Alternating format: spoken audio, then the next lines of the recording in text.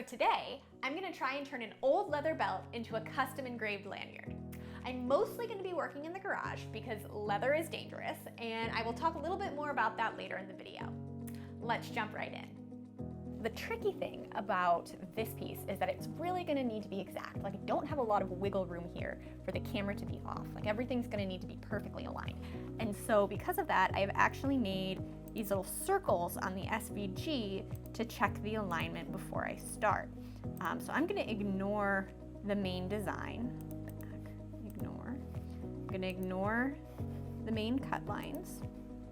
Then I also have these dashed lines to help me out. I'm gonna have it do this with a power of 1 and a speed of 100 for both those circles and those dots. And the goal here is that it's just gonna score and I can see if this is placed where I want it to be. Hopefully it's close enough that it's not actually gonna be making a mark in the middle, but we'll find out. Okay, so the tricky thing is that I can't pick it up or move it, and it's actually pretty well aligned. I don't know if you can see, but there's the circle, but I'm losing an inch over here that I really don't have to lose. So I'm gonna pull this way and try it again. Yes, it's a little better aligned. So now I know that it's all in the right spot and I can actually do the cutting. So for the actual lines that I want it to cut all the way through, so it's gonna be 10 and power of 10 and 2 passes. And I actually want the circles to go deeper this time. So I'm like, yes, those are the alignment circles for the next time. I don't know if I don't need them to go all the way through, but I think I will bump the power up to 10. And I'll make these a little bit more visible. I'll do a power of 5. All right, and so this, I'm actually going to have it cut, not engrave, even though I feel, oh dear. Anyway, I'm actually going to have it cut, not engrave, even though it feels like engraving. But when you hit engrave, suddenly it like shades it in, which is not what I want. I just want it to like cut a thing that doesn't cut all the way through in the design that I have there. So that's what I'm gonna have it do. I'm gonna have it cut, but I'm only gonna have it a speed of 100, a power of 10, 1 pass, which will not be enough to cut anywhere near all the way through. Okay, this is like the big moment. I'm scared to hit print. What if I ruin it? My lines need to cut all the way through, 10, 10, 2, and then my design is 100, 10, 1. Okay, here we go. Let's talk safety. If you're wondering why I'm in the garage, well, consumer leather is tanned with chromium, which the internet says might be really toxic and dangerous when it's burned. So to be 100% safe, you probably shouldn't laser cut leather when you don't know its origin. But I've heard that the really dangerous chromium isn't used anymore. And there's probably not that much left in the leather at the end of the tanning process. And the amount that's burned when laser cutting a little bit of leather is probably pretty small. So with appropriate safety precautions, aka the garage, I'm choosing to take that risk. Don't know why there appear to be 2 cuts here, or both of those at the top. Okay, so I figured a few things out. So the reason I was having that weird issue with like a little sliver was on the second pass, it wasn't going exactly where it went on the first pass because when it cut, it then like was able to wiggle around. I think that's just gonna be an issue at the ends, which is fine, I think.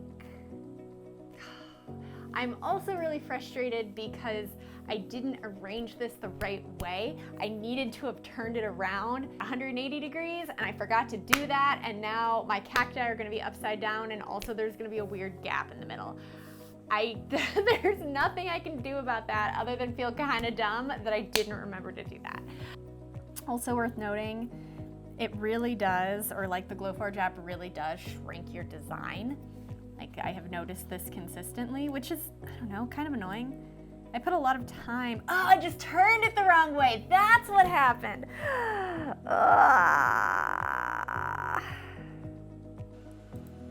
The only thing we're gonna cut right now are the circles. Well, we'll do the dotted lines too. We're gonna call that good enough.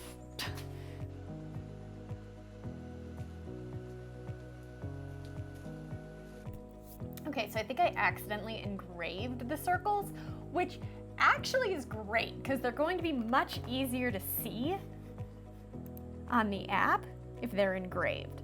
So I've made a good mistake. Why didn't I think of that myself?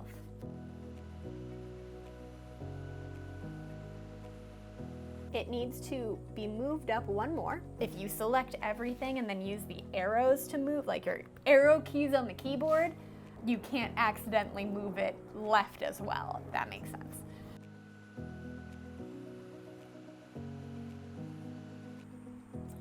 And we are golden. It's about as close to the alignment lines as I can get. Let's do this.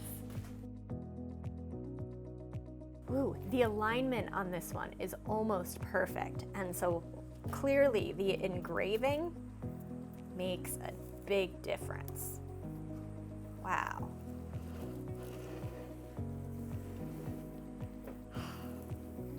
Looks so good.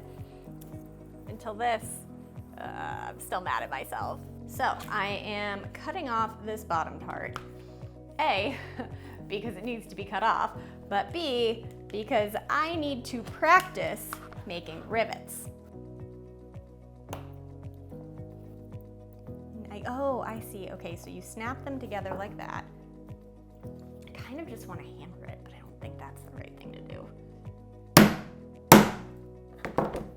Yes. Okay, that looks great.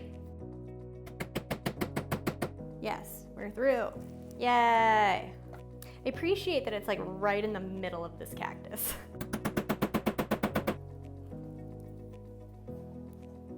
We're through.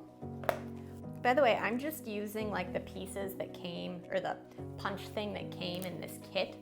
I'll link to the kit in the description below. It was like $5. And it's quite handy actually.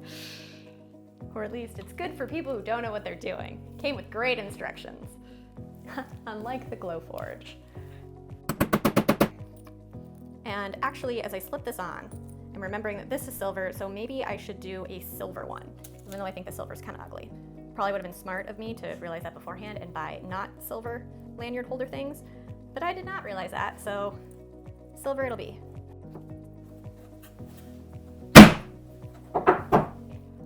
I have a lanyard! I have a lanyard! Yay! Does it look good? I think it looks awesome. And it's really not as bad as I was worried about. Like, this is the only cactus that's upside down, and I think the like awkwardly big gap is kind of hidden by my hair. I actually kind of like the way that the cactus looks with a rivet right in the middle of it. So yeah, this all worked out. If you were wondering, this badge was a project too. It was my very first Glowforge project, which means it is all sorts of interesting. So if you want to check that out, I will put a link to that right up here. If you also want to check out the whole broken Glowforge debacle, I will put that right here. Thanks, and I'll see you next time.